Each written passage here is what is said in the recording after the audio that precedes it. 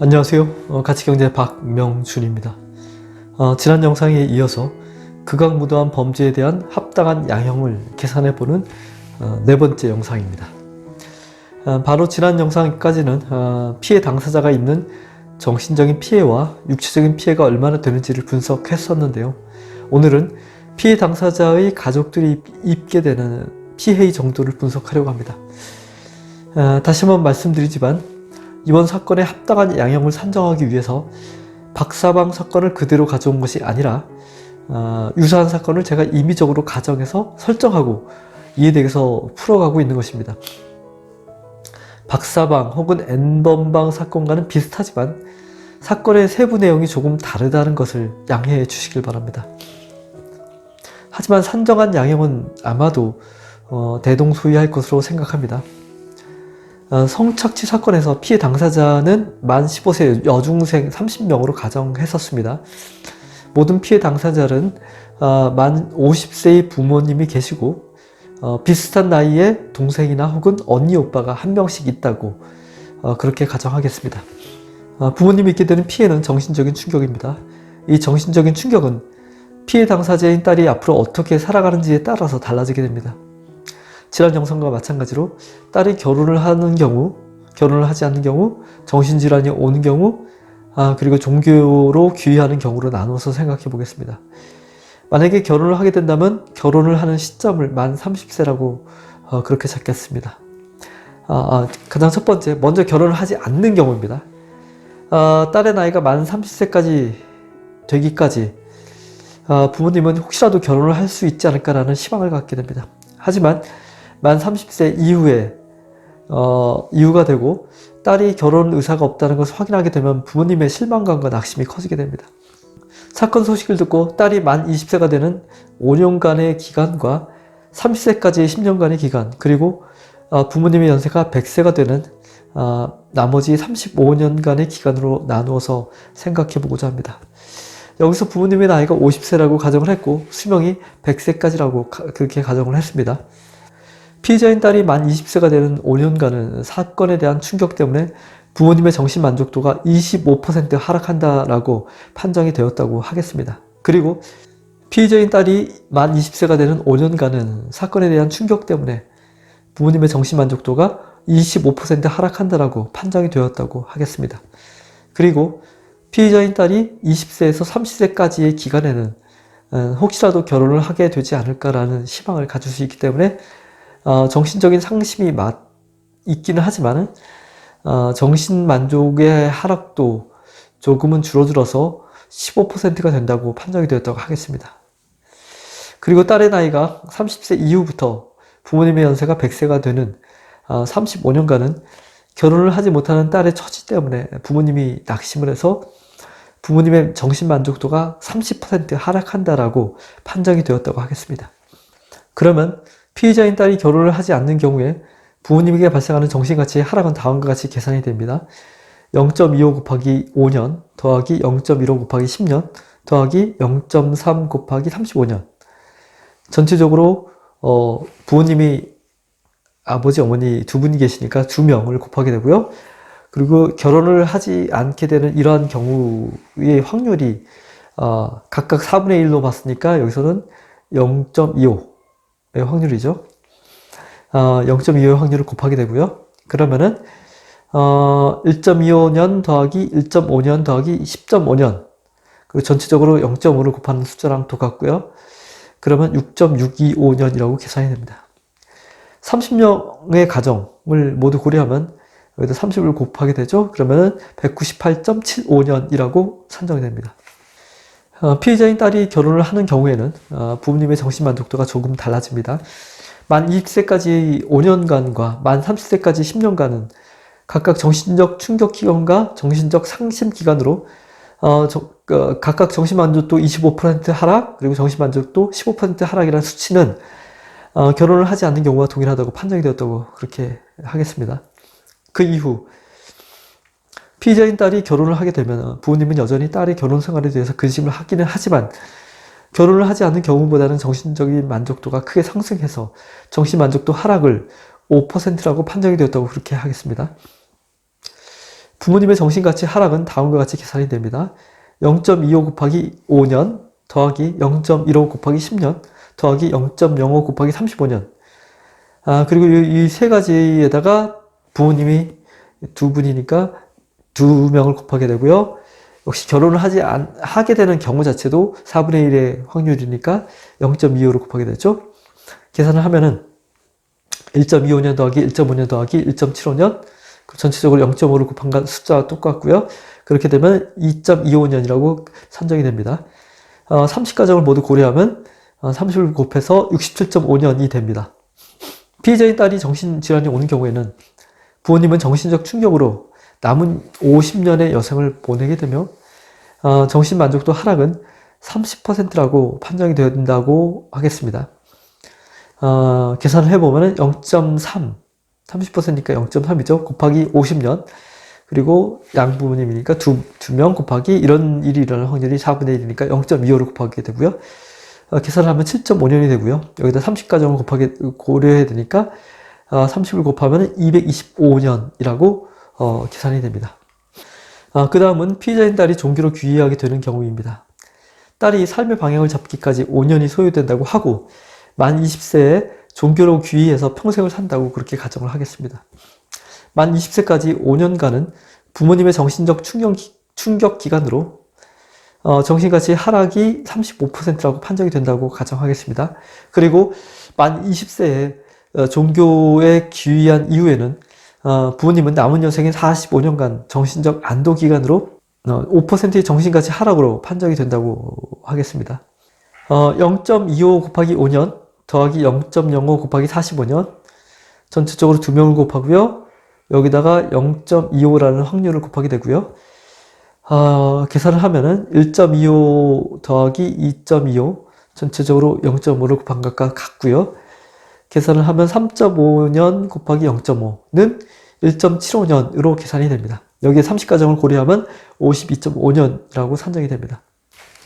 딸의 성착취 사건에 대한 정신적인 충격으로 30가정의 부모님이 있게 되는 정신적인 피해를 모두 합산을 하면은 198.75년 더하기 67.5년 더하기 225년 더하기 52.5년은 543.75년이 됩니다. 이것은 성착취 사건의 피해 당사자 말고도 피해자의 부모님이 입는 정신적인 피해에 대해서도 가해자들은 책임이 있으며 이러한 조건의 사건에 대해서 가해자는 543.75년만큼 시간 몰수형이 추가되어야 한다는 것을 알 수 있습니다. 피해 당사자의 형제 자매, 즉 언니나 오빠 혹은 동생도 한 명이 있다고 가정을 했습니다. 이러한 형제 자매도 정신적인 충격을 받게 됩니다. 당장 받는 정신적인 충격 말고도 앞으로 같이 살면서 지속적으로 정신적인 피해를 겪게 됩니다. 이 형제 자매는 피해 당사자와 비슷한 나이라고 가정을 하고 100세까지 85년을 더 살게 된다고 그렇게 가정을 했습니다.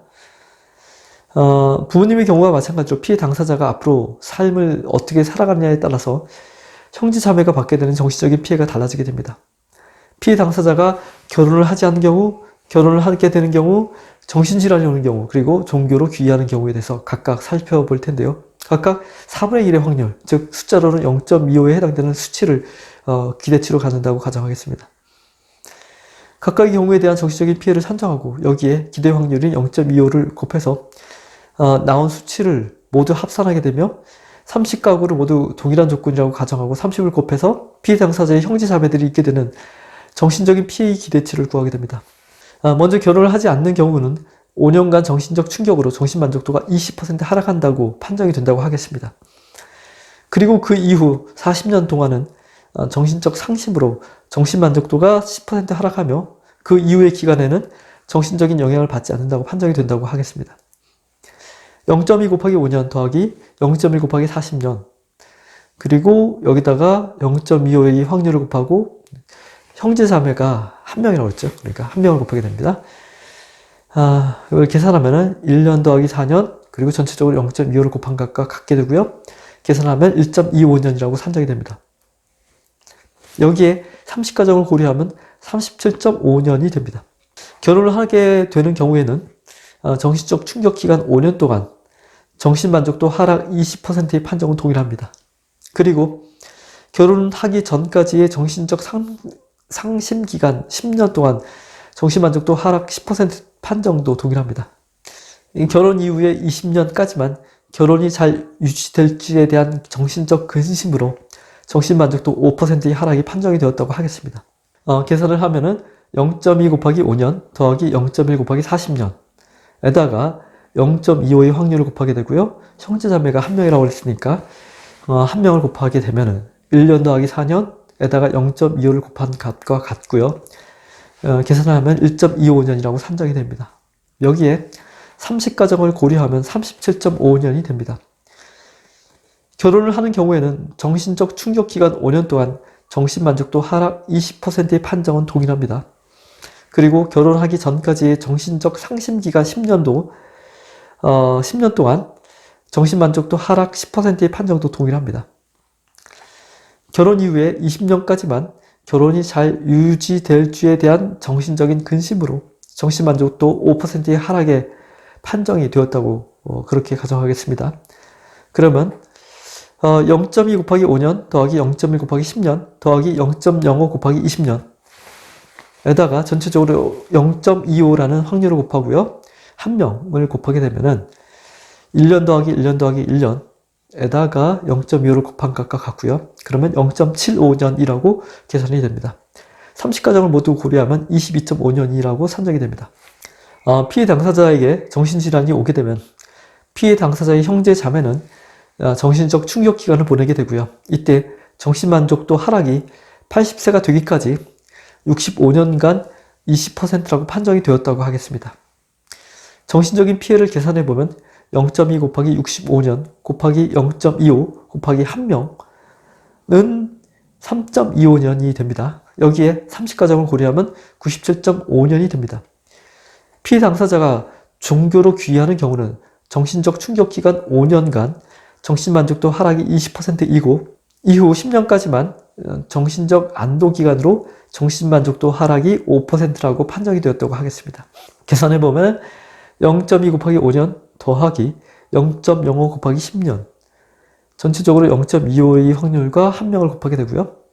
그러면 1년 더하기 0.5년에다가 0.25를 곱한 것과 같고요. 계산을 하면 0.375년이라고 계산이 됩니다. 30가정을 고려하면 11.25년이라고 산정이 됩니다. 여기까지 나온 피해 당사자의 형제 자매가 겪게 되는 정신적인 피해를 모두 합산하면 37.5년 더하기 22.5년 더하기 97.5년 더하기 11.25년은 168.75년이 됩니다. 가해자들의 양형에는 피해 당사자의 형제 자매에게 입힌 정신적인 피해로 인해서 시간 몰수형 168.75년이 더해지게 됩니다. 사건 이후에 동영상 유포에 따른 추가적인 피해에 대해서도 고려해야 합니다. 부모님과 형제 자매들이 모두 동영상 유포 소식 때문에 정신적인 충격을 추가적으로 받게 됩니다. 지난 영상에서 언급한 바와 같이 피해 당사자가 결혼을 하지 않거나 결혼을 하게 되는 경우에만 해당이 되며 정신질환이 오거나 종교로 귀의하는 경우에는 해당되지 않는 것으로 판정이 된다고 가정을 했습니다. 정신적 충격의 정도는 산정된 피해의 절반에 해당되는 것으로 판정이 된다고 보겠습니다. 그러면 동영상 유포에 따른 추가적인 정신적인 피해는 다음과 같이 계산이 됩니다. 198.75년 더하기 67.5년 더하기 37.5년 더하기 22.5년에다가 전체적으로 0.5를 곱하게 되죠. 절반이라고 했으니까요. 계산을 하면은 163.125년이 됩니다. 동영상 유포의 책임이 있는 가해자들에게는 163.125년만큼의 시간 몰수형이라는 양형이 더해지게 됩니다. 오늘은 극악무도한 범죄의 피해 당사자가 아닌 피해 당사자의 가족들이 입게 되는 피해에 대해서 얼마나 되는지 생각해 보았습니다. 다음 영상에서는 이러한 중범죄 때문에 가족들 말고도 대한민국 국민들과 대한민국이라는 국가가 입게 되는 피해가 얼마나 되는지 함께 생각해 볼 것입니다. 여기에서 피해자들이 입는 피해의 항목이 어떻게 되고 그 항목의 피해를 산정할 때 사용된 수치들, 예를 들어서 정신만족도와 같은 수치들은 제가 임의적으로 지정한 것이지만 만약에 이런 방식으로 판결이 이루어지는 시스템이 도입이 된다면 이 항목들과 이 수치들은 재판을 주관하는 판사들이 정해야 합니다. 이런 수치들을 정할 수 있는 보편타당한 일반 기준이 세밀하게 설정이 되어 있고 그 기준 하에서 명확한 근거를 가지고 재판 과정에서 판사들이 면밀하게 검토해서 정해야 하는 일이 되는 것입니다. 지금처럼 법에서 정해져 있는 것이 명확하지 않기 때문에 명확한 근거가 부족한 상태에서 판사가 양형을 임의적으로 정하게 되거나 혹은 예전에 진행되었던 판례를 근거로 해서 형량을 정하는 것이 아니라 명확한 근거가 이미 정해져 있는 상황에서 가장 합리적인 결론을 도출해가는 과정을 수행하는 것이 판사들의 몫이 될 것입니다. 만약에 제가 사용한 수치들에 대해서 여러분께서 마음에 들지 않으신다면 제가 말씀드린 방법을 사용해서 여러분께서 수치들을 원하시는 대로 바꿔가면서 직접 계산해 보시길 권해드립니다. 가치경제 채널에서 범죄에 합당한 양형에 대해서 산정하는 내용을 다루는 이유는 판결의 양형도 가치경제에서 다루는 가치 산정의 방법으로 산정할 수 있다는 것을 말씀드리려는 의도도 있지만 그보다는 현재 사법기관에서 판결하는 양형이 범죄가 일으키는 피해와 상관없이 터무니없이 형편없이 심각하게 공분을 일으킬 정도로 약하게 이루어지고 있다는 것을 말씀드리려는 것입니다. 저와 생각을 같이 하신다면 중범죄는 정말로 엄하게 다스려야 한다고 생각하신다면 그리고 이 나라에 이런 극악무도한 범죄가 다시는 일어나지 말아야 한다고 생각하신다면 이 영상을 반드시 많은 주변 분들에게 공유해 주시길 바랍니다.